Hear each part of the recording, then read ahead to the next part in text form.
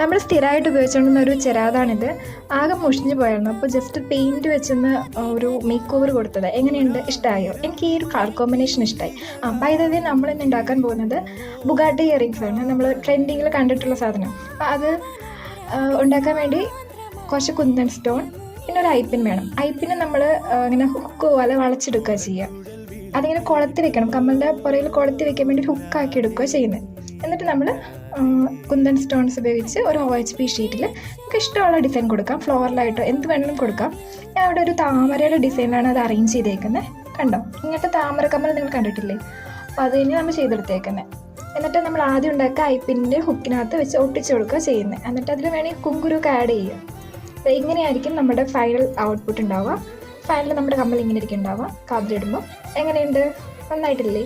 അപ്പോൾ കമ്മൽ ഇഷ്ടപ്പെട്ടോ ഇല്ലയോ എന്ന് കമൻറ്റ് ചെയ്യാൻ മറക്കരുത്. വേറൊരു കമ്മലുമായിട്ട് പിന്നെ ഒരു ദിവസം വരാം. ശരി, ടാറ്റാ.